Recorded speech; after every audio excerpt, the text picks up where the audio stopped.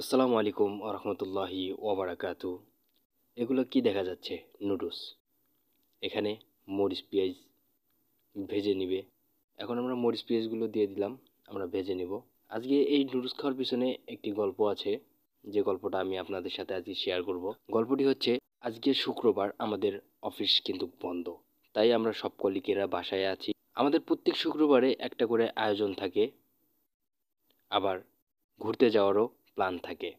যেহেতু এই শুক্রবারে আমাদের কোনো ঘুরতে যাওয়ার প্ল্যান নাই, সেক্ষেত্রে আমরা আজকে একটা আয়োজন করব, খাওয়ার আয়োজন।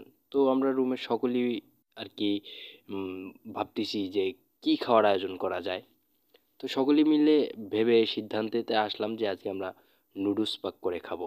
এদিকে আমাদের এক কলিগ ডিমগুলো গুলাচ্ছে, আরেকজন মরিচ পেঁয়াজগুলো ভাজতে ব্যস্ত আছে। যাই হোক, এখন আমাদের নুডলসগুলো দিয়ে দিয়ে আমরা কিন্তু নাড়াচাড়া করতেছি ভালো মতন। আরেকজন প্লেট ধুতে ব্যস্ত, কেউ কেউ মোবাইল টিপতেও ব্যস্ত। যাই হোক, আমাদের নুডলস কিন্তু হয়ে গেছে। হ্যাঁ, দেখো চুলাটার কি অবস্থা করছে নুডলস ভাজতে দিয়ে।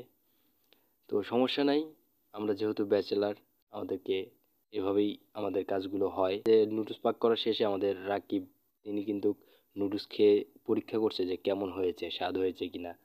মাশাল্লাহ, তিনি বলল যে আলহামদুলিল্লাহ ভালো হয়েছে। তো আমরা সবার কাছ থেকে আজকে রিভিনিউ নেব যে আসলে কেমন হয়েছে।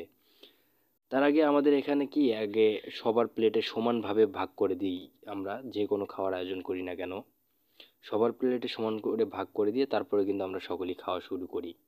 নাতে কার কম যাবে, কে আর বেশি যাবে, হয়তো কারো মন খারাপ হবে। হুম, এসবের ভিতরে কিন্তু আমরা আসলে নাই। তবে এই জায়গার ভিতরে আর একটা মজার বিষয় হচ্ছে কি, যেটা আমি আপনাদেরকে শেয়ার করতেছি। এই নুডলসগুলো ভাগ করতে করতে কথাটা আমি আপনাদের সাথে শেয়ার করি।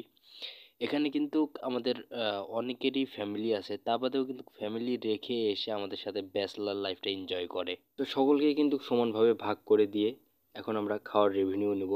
আমরা প্রথমে চলে যাচ্ছি নাইমের কাছে। নাইমের কাছ থেকে কীরকম হয়েছে, নাইম বললো ভালো হয়েছে। তারপরে রাকিব, রাকিব খেয়েও বললো ভালো হয়েছে। তারপরে আমাদের যিনি ফ্যামিলি থাকতেও আমাদের সাথে এসে মজা করে প্রত্যেক শুক্রবারে, আমাদের আলমগীর ভাই। তো তারপরে আমরা শরীফের কাছে যাব। তো শরীফেরও কিন্তু খেয়ে সেই ভালো লাগছে। এবার আসলাম আমার কাছে। তো আমি কি হাত ধোবো, তাদের রিভিনিউ শুনে আমি হাত ধোয়া বাদ দিয়ে লেগে গেলাম খাওয়ার ভিতরে। আমার রিভিনিউটা ছিল আসলেই অনেক ভালো হয়েছে, যা বলে বোঝাতে পারবো না।